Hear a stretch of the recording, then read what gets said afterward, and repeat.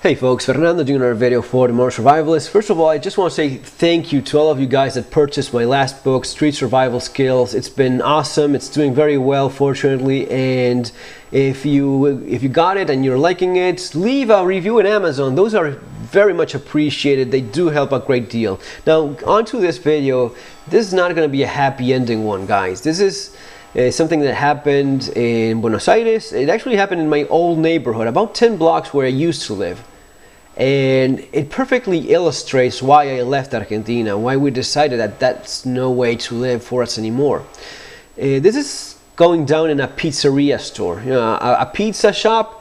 There's the owner and manager of the pizza store, Adrian Albanese, who is this guy right here. And you have a couple customers, these two guys. There's another customer here. So you have three customers, the store owner, and you have two bad guys that just walked in with guns in their hands already. No hesitation, nothing, and they'll start beating people up and demanding money. And he's going to be giving them money, but that's not going to be enough. So let's see what goes down here. See how they start aiming the gun at everyone? They start hitting people. Right in a second, you'll see how he slams the revolver, and someone said, there he goes. So he hits someone in the head. He moves around a lot, very nervous. Notice also, one of the things I explain in my book, the hats, all of these guys, there's going to be an accomplice joining them soon enough.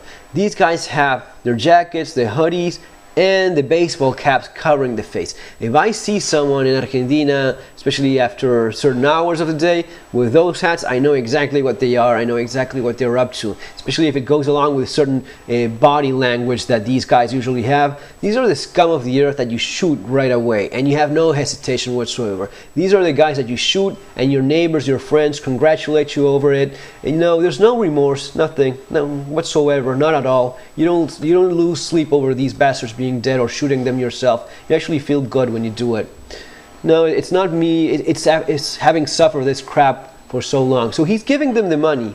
He's still not happy enough. He just keeps on threatening them with a gun. He takes even the jacket, and now they'll start going like rats all over the place.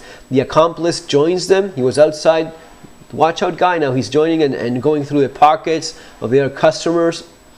He's pocketing the money, and now one of them is struggling with the store owner. He wants more money. Give me everything you have. Give me your cell phone. Give me your wallet. Give me everything. And he's giving him it all. In the meantime, the other guys are going, and he's punching him. He's being, they're being very aggressive about it. Now ask yourself during this, how many rounds would you want to have in your carry gun? Would you have a gun without a round in the chamber? For those of you guys thinking that you're going to be having time, would you think you would have enough time with these three guys beating the crap out of you so as to draw chamber around and then shoot? No, you would not. How many rounds would you want to have in your revolver? What caliber? Give me a Glock 17. Give me at least a Glock 19. Don't give me a 5-shot snubby revolver for this kind of violent crime. Now, the report says that they try to take his wedding ring, his wedding band, the gold wedding band. These get you killed in Argentina all the time. And because of this, because they want it, because it's gold, very valuable, and they think, here is it for the last time, the owner of the store, Adrian Albanese, he thinks it's over. They got everything. They want to take his wedding ring, but he was so nervous that he tried to pull it off, but his hands were so shaky, he was so nervous, he couldn't pull it off, even though they kept on beating him. And finally, they give up, and they start leaving. And he thinks it's over. He's walking them out, kind of like, okay, you got everything you want, you're just now leaving. And just when that happens, boom, they shoot him in the face because they couldn't get that ring. Okay, out of the first, let's watch that one final time. They were going through everything, beating him up, his wallet, his cell phone, everything they could take, but because they couldn't remove that last thing, that ring, after hitting him, after trying to take it away from him, he thinks it's over. This guy is already, okay, let's go. We have even the jacket of one of the customers, and as they're leaving, he thinks it's over. Boom, right there, they shoot him, and they take off.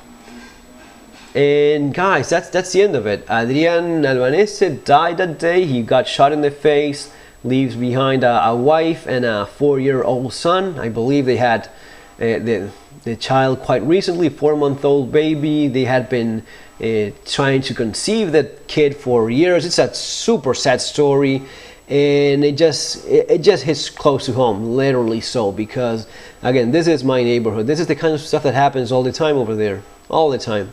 And you know what?